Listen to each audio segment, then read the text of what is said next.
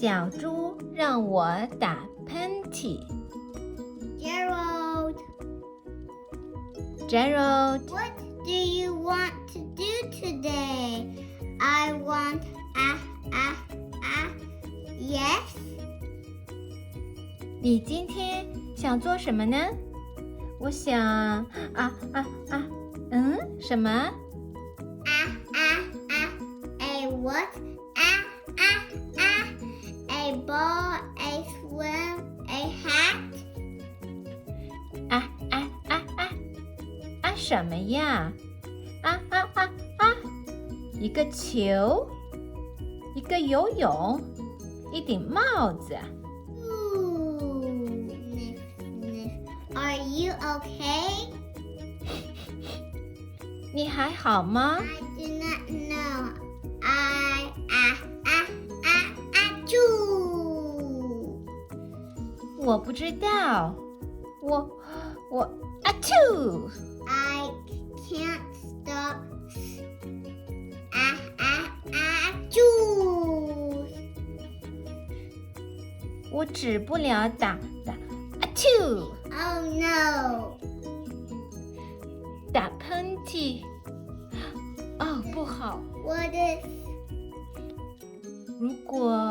如果 pigs make me sneeze? Achoo! 如果是小猪让我打喷嚏，那怎么办？achoo！ What if you try to sneeze more softly? Sorry. 你可以轻一点打喷嚏好吗？对不起。 But if pigs do make me sneeze, then I can't be near you. 但是如果小猪真的让我打喷嚏，那我就不能跟你靠近。 Then we cannot be friends. Then we must be apart forever. 那我们就不能成为朋友了，我们要永远的分开。 Gerald, no, do not speak. 但是 Gerald， 不要说。 It is too late. 太迟了。我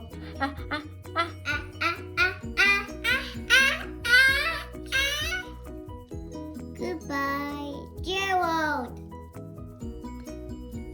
再见了 Gerald， 嗅鼻子。 Are you okay, Gerald? No, I am not okay, Dr. Cat. Gerald， 你好吗？不，我很不好，猫医生。 Pigs make me sneeze, and Piggy is a pig. 小猪让我打喷嚏，猪猪就是一只小猪。 Is also my best friend. Achoo! 猪猪它也是我最好的朋友。achoo！ Now cats make me sneeze too. Thud. 太棒了，现在猫也让我打喷嚏了。 I do not think pigs make you sneeze.